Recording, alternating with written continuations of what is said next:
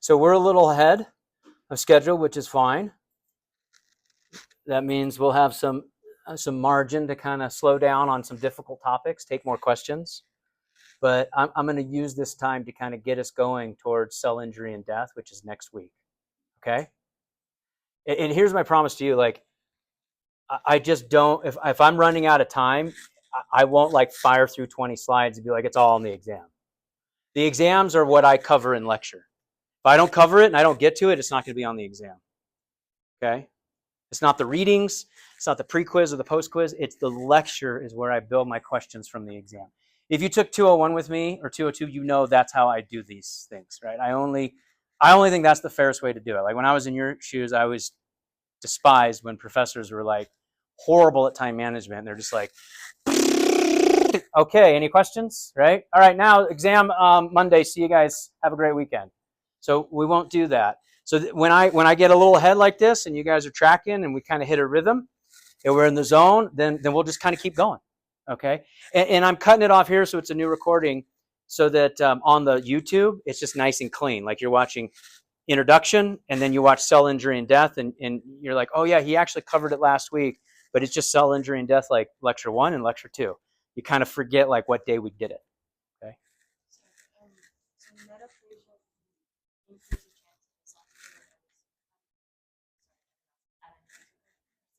Mm-hmm. Mm-hmm. Okay. So the question is, metaplasia increases your risk of developing esophageal adenocarcinoma, and that turns into a dysplastic tissue. That's kind of what this is. That new growth or that new form is a dysplasia that's from an esophageal adenocarcinoma. Okay.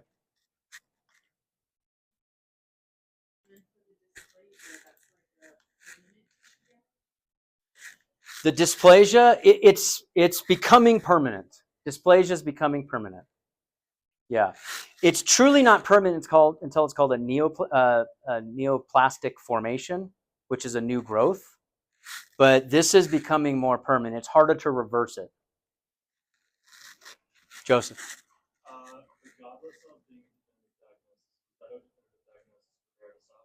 Yes. Goblet cells are a definitive diagnosis for Barrett esophagus. Great questions. Okay. So let's talk through cell injury and death. I mean, just kind of a refresher. The pathology is the study of diseases and suffering that we talked about Tuesday.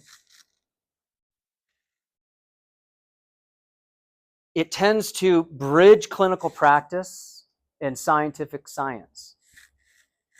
Scientific medicine, like basic science as well as clinic. That's the study of pathology, is kind of bridging both of those spaces. And it focuses on the investigation of diseases and their mechanisms.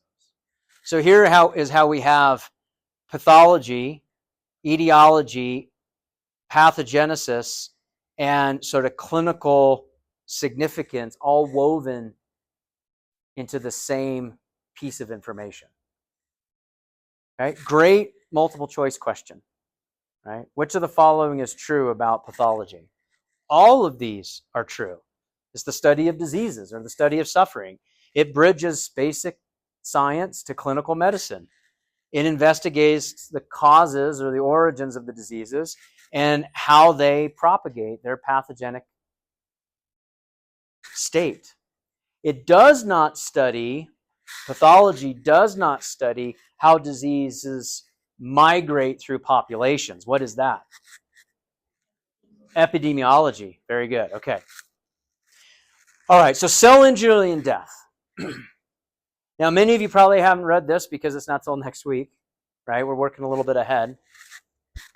But if you did, wonderful. We're going to go slow. We're not covering much today. And we'll pick it up next week, like after the long holiday weekend, which is great for all of us because we get like 3 days off, but it doesn't influence this class. I strategically picked Tuesdays and Thursdays in the fall because of that. In this particular space, when we look at cell injury, we're trying to put our head around what causes damage to a cell. How does a normal cell become compromised? Now, what you probably don't realize is your cells are under attack all day long. They're under attack from different chemicals that you experience. They come under attack from different types of stresses that are self-imposed, like internal stresses. Glucocorticoid levels rise because you get a text message or a phone call and it's bad news. That causes stress. That stress puts stress on the system, puts stress on your cells. They're under attack by UV radiation. Okay? Even when it's cloudy, right? You know the UV index is down, but it's not zero. They come under attack by metabolic waste products. So our cells have a really great ability to manage that level of attack or that level of stress. And so you can kind of appreciate from this schematic diagram that a normal cell under homeostasis, somebody define homeostasis for me. What's homeostasis?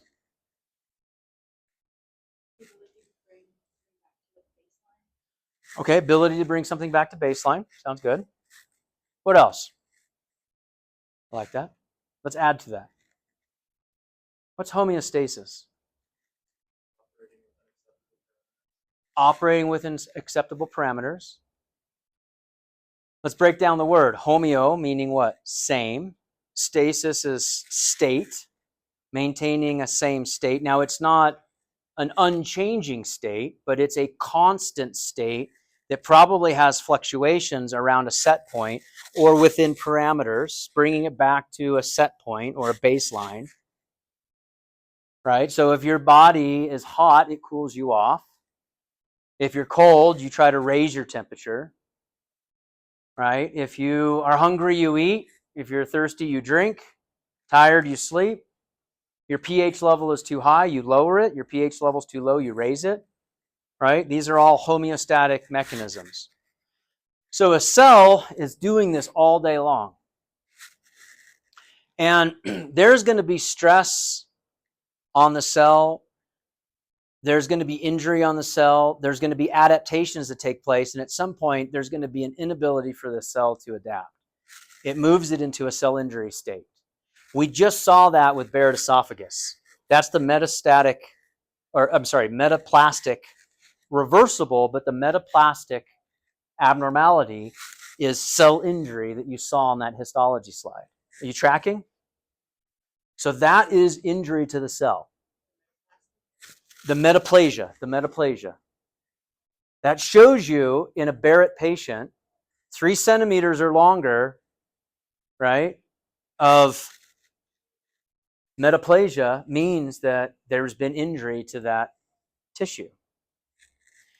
Now, there's going to be what we refer to as necrotic response or an apoptotic response. And these are really the only 2 outcomes with cell injury. There's different variations of those. There's different early points, late points. You can see here there's a point of irreversibility where the cell becomes injured and it's going to die. There's pre-apoptotic stages that we'll get at here in a minute. But you have a normal cell, and these are cells that have died at the bottom, and they've either died through a necrotic pathway or they've died through an apoptotic pathway. Those are the 2 options that we have available. So what's important to remember is that apoptosis isn't necessarily a bad thing.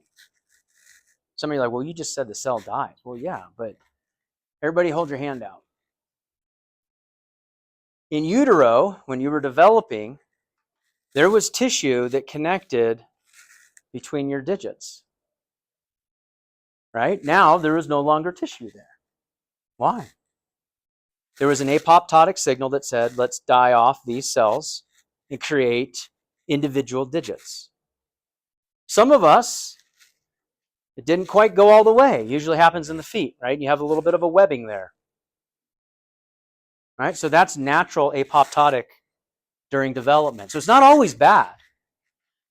Now, necrosis is typically always bad. There's never really an example of when that's a pathological situation. But apoptosis is a natural mechanism the body can use and does use. It's called programmed cell death. It's an organized cell death. It's intentional. And the analogy is, you're going to move. Your lease is coming up at the end of May, and you start packing over spring break. I'm going to put all my winter clothes are going in a box. I'm not going to use those. And you label it, winter clothes.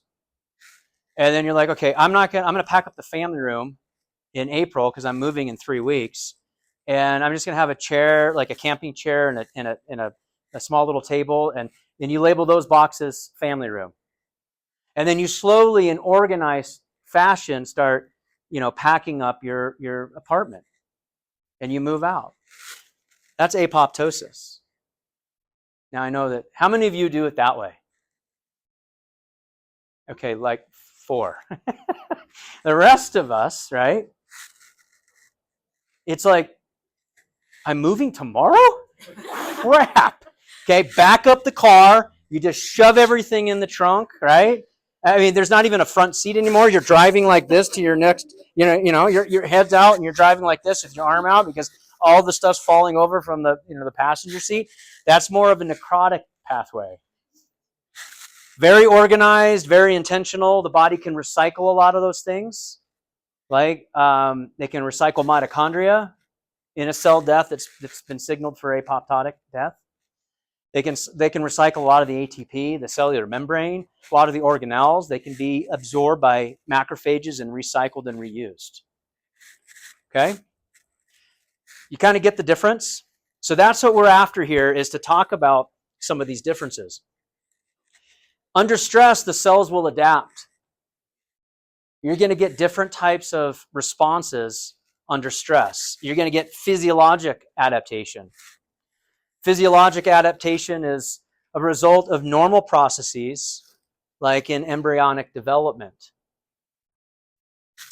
A pathogenic alteration is a disturbance of the system, like in a disease state. This Barrett would be an example of a pathological adaptation. There's an adaptation happening, but it's because of an insult or a pathology. The adaptation to give you digits in utero is physiologic. It's not pathogenic. There are stresses that happen in the female once a month. You're like, you tell me, brother, right? Tell me, sister, right? Every month in the female, there are stresses that take place on a normal clock. That is not pathogenic, that is physiologic. It's for a physiologic purpose. Atrophy. If we see the cell atrophy, what's happening? That's referred to as what? Cell shrinkage. So under stress, if the cell shrinks in size, that's called atrophy. Hypertrophy. Under stress, the cell might enlarge, become hypertrophic.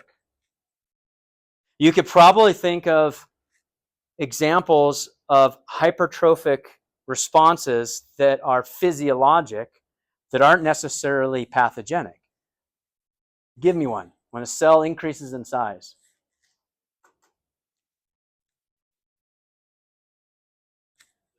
Lifting weights. When you load skeletal muscle, it responds by increasing in size. It goes through hypertrophy when you lift weights. That's a physiologic adaptation, not necessarily a pathological adaptation. Some of you are like, well, it can be pathological. I've seen some pictures, Okay. Hyperplasia, an increase in what? Cell number. Hyperplasia is an increase in cell number. Metaplasia. We covered that one. What is metaplasia? It's a change in cell type from, for example, squamous epithelium to goblet-containing columnar epithelium. That's metaplasia. So all of these things are going to happen under a cellular adaptation to stress. Or can. Not all of them happen at once, but all of them can happen. So let's use this example. This is cardiac muscle, not skeletal, but cardiac muscle, like skeletal, is organized very similarly. Do you remember that? It's striated. If you load it, it will increase in size. Now, in the left image, what you're looking at is in the middle is a normal myocyte. And this is a slice through the heart, a transverse slice. So you're seeing the left ventricle on your right side and the right ventricle on your left side of the patient. Does that make sense? And right in between is the septal wall, dividing the two. And the left ventricle is thicker because it's the working side of the heart. It has the high pressure. This is normally what a healthy myocyte looks like. If you load this under more of a weightlifting situation, it's going to what? Go through hypertrophy and enlarge. So here is an adapted myocyte that's hypertrophic. But the load here isn't lifting weights. The load here is typically hypertension, high blood pressure. So the heart has to work against a bigger load. It's not just like putting more dumbbells on. It's like you have high blood pressure. That's not good. This is pathologic adaptation, not physiologic. So the myocyte enlarges in size, goes through hypertrophy. You can see the resulting gross pathology of the thickening of the left ventricle, and even the right ventricle thickens. As this continues, you move over here, you've got cell injury where you've got a lot of lipid deposits due to cell injury. If this progresses, you're going to have an infarct in the heart. And that's what this is showing right here. The scarring of the left ventricle is an infarcted myocardium out of a heart attack. And we'll talk about this in a lot more detail at the very end of the semester. But this is a great example, dovetailing off of the skeletal muscle example, of instead of physiologic adaptation, pathogenic adaptation of hypertrophy. This is atrophy. So with atrophy, we see a loss of cell size. This is a young individual, post-mortem. The meningeal layers have been dissected off of the patient's left hemisphere. So you can kind of appreciate the sulci and the gyri a little bit more easily. And this is a patient in their 20s post-mortem. This is a patient in their 70s post-mortem of about similar weight and size, males. Same thing. The meningeal layer has been dissected off the patient's left side, so you can kind of appreciate the ridges, the gyri and the sulci. What are you noticing here? And this patient didn't expire from anything to do with the central nervous system. So what do you see that's happened? What are some observations, gross observations that you're making? Larger gaps in the sulci? Overall size? You think there's less mass on the right image versus the left image? Yeah. Over time, as we age, we get disease in our vessels, including the carotid vessels that perfuse the brain. If you get less perfusion to the brain's going to have less nutrition. It's not going to be as prolific in maintaining its tissue size. And so you get slowly a decrease in nervous tissue over time. What's the pathology? Old age. This wasn't a stroke. This was just decrease in blood flow to the brain over 70 plus years as they aged. And slowly over time, the amount of brain mass goes down. That's atrophy. I would consider this example a pathogenic atrophy because age is a pathology. Okay? But it's an example of atrophy in a patient that's over, a lifetime, 70, 80 years. Another hypertrophic example. Hypertrophic example here is the example that we used previously was the uterus, was the heart. This is the uterus. So you can see sort of a normal uterus in the lower right of this left image, and a gravid uterus during pregnancy that is postpartum. It was removed due to bleeding. And so you can appreciate the size difference between a gravid post-pregnant uterus and a homeostatic non-pregnant uterus. This is due to hypertrophy. If you look at the smooth muscle, on the left image is normal, or the middle image is normal. On the far right image is the gravid uterus. What I want you to be able to appreciate is the swelling or the increase in the individual size of the smooth muscle in a pregnant uterus. Physiologic hypertrophy, kind of like the skeletal muscle example. But the cardiac muscle is a pathogenic example of hypertrophy. Hyperplasia, increase in cell number. This is also a gravid uterus that's been dissected open for you to be able to appreciate.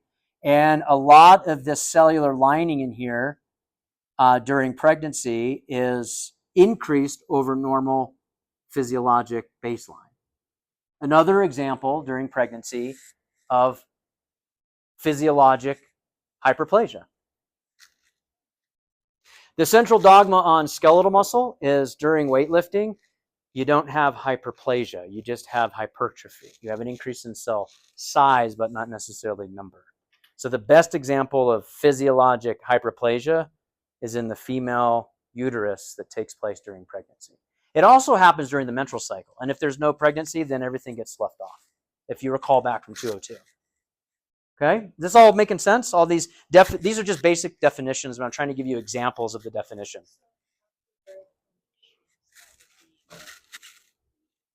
After birth, when the uterus shrinks, that's atrophy. That's right. Yep.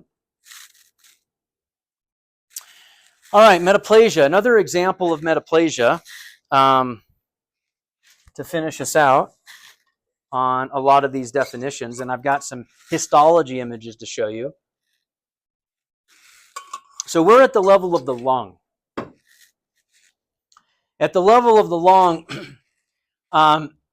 this cartoon schematic, I think, is probably a little easier to start with. So you can kind of appreciate this basement membrane. So right above this basement membrane is where you're going to have the regenerative layer that replaces it as it needs replacing. You can appreciate the cilia on the surface. This helps with kind of that respiratory escalator. Every time you cough, there's a little bit of mucus that kind of moves up to kind of clear out the airways. That's what a lot of cigarette smoke will paralyze, is that respiratory escalator, and prevent a lot of that debris from working its way back out. You know that when you get sick, when you cough, it's a lot more pronounced and you get like more phlegm or mucus in the back of your throat. But every time you clear your throat, right, there's a little bit of loogie going on back there, just so you guys know. And then, this is a columnar epithelium that has these cilia. Now we've got what we refer to as squamous metaplasia because we're at the lung. Somebody explain to me why it's squamous metaplasia here instead of normal columnar epithelium. Any ideas as to what's happening? in this example?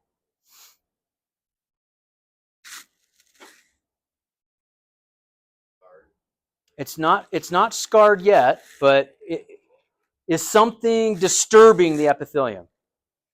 There's some outside, or it could be internal, but something is causing it to change.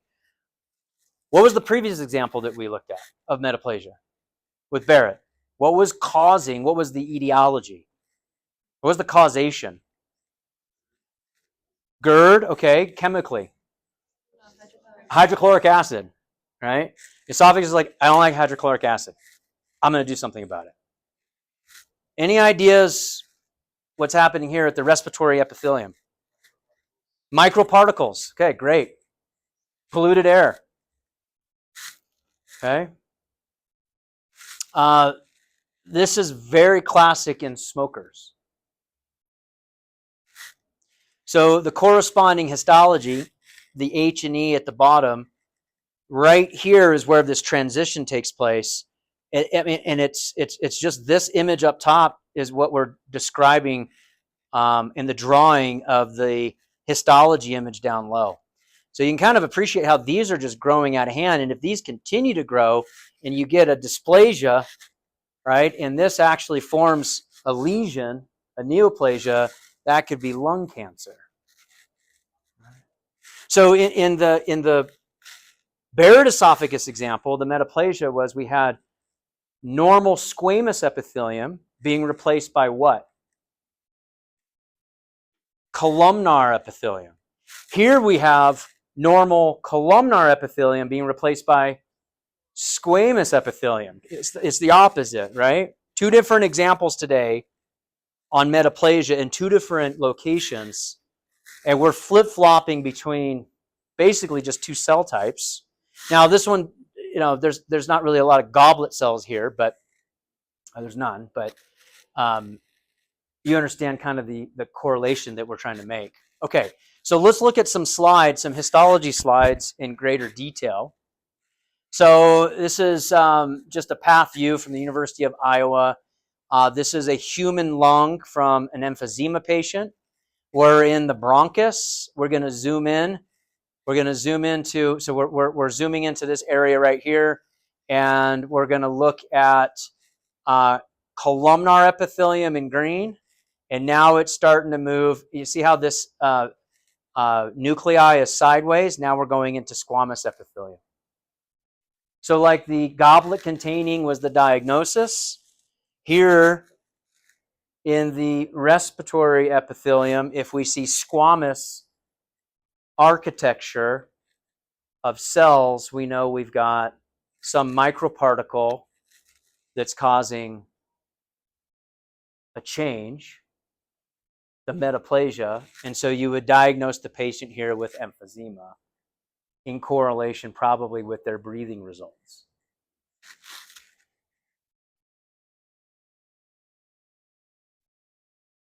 Make sense? Questions? Comments?